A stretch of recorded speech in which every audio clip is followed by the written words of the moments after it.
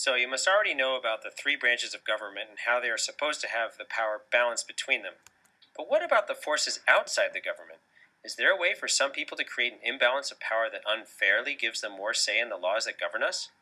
Let's take a look at how outside forces might do that. We could use just about any issue or industry to explain how this works, but I'm going to use the oil industry since 7 of the top 10 biggest money making companies in the world are oil companies. So, how could these companies have any influence on the laws that govern us? How could they get lawmakers to make laws that are in their favor? Let's start with the principle of pay to play. This is a sort of pessimistic view of our system, but the basic concept is that in order for you to be listened to, you need some money to contribute to the system.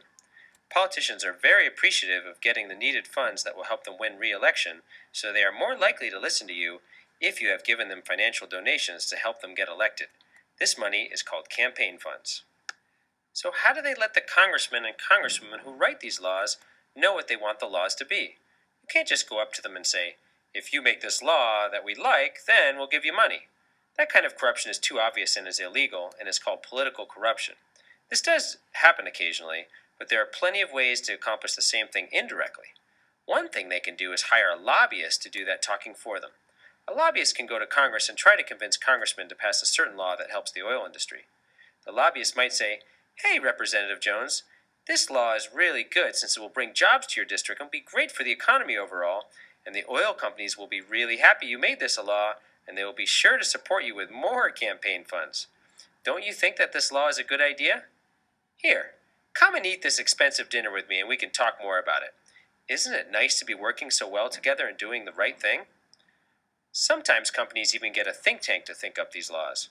A think tank is a bunch of supposedly smart people who take the time to come up with ways to make certain ideas happen.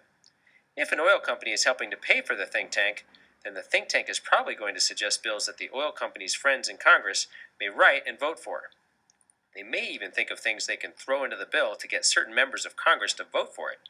Hey, if we put a clause in this energy bill that says we'll put a new research center in Congressman Smith's district, we'll get him to vote for it.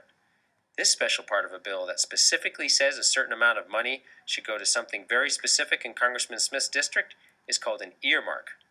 People in Smith's district may be very happy for it and be real happy with Smith for channeling money to them, but most people outside the district would consider it pork. Wasteful spending designed to please one group of voters at everyone else's expense.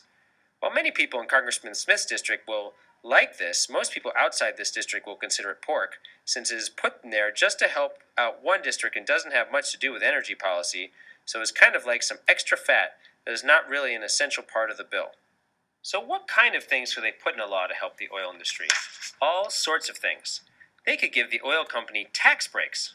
That means that they would not have to pay the taxes that most companies have to pay to the government for running their business. But even better than tax breaks, the bill can be written to give these oil companies subsidies. This is taking the money that they tax from others and giving it to the oil companies to help encourage them to keep drilling oil. Sometimes the congressman might own stocks in the oil company. Voting to help out the oil company is a conflict of interest because the congressman is supposed to be making decisions that best help out the people, but he might be voting to help himself out. There is a conflict because he has a private interest to gain for his vote, such as campaign funds, that conflicts with the public interest, when he should ideally be representing the people of his district or state. He may have even heard some secret information about the stocks, which is why he bought them. This is considered insider trading, and it was legal for congressmen only until Congress made a law to prevent that. But there are still loopholes that congressmen can get around the law, and a lower federal court judge even ruled that law unconstitutional, but we have yet to hear what the Supreme Court rules on this as of December 2012, when I wrote this. Another conflict of interest would be if the congressman was promised a job in the oil industry when he left Congress. This is called the revolving door, because people often leave government jobs for industry jobs and also leave industry for government jobs, which gives those industries plenty of influence on government. The oil company can also get together with other oil companies who want similar laws passed and form a special interest group. In this case, all the oil companies together have a common interest in promoting oil use, so they'll get together to promote their shared interests. A political action committee can be formed by a single company or by a special interest group whose role is to move money to influence a political outcome. Money that is regulated and limited, that goes directly to a candidate, is called hard money. But this political action committee can even make its own commercials by funding those directly on its own, and this money is not regulated at all. This soft money is money that is used for political purposes but does not go directly to a particular candidate. Congress did create a law to regulate this money, but the Supreme Court ruled that law unconstitutional in a case called Citizens United versus the Federal Election Commission. As you can see, we set up our government to have a balance of power between different branches of government, but outside forces can also have power in the system. How big do you think this power is?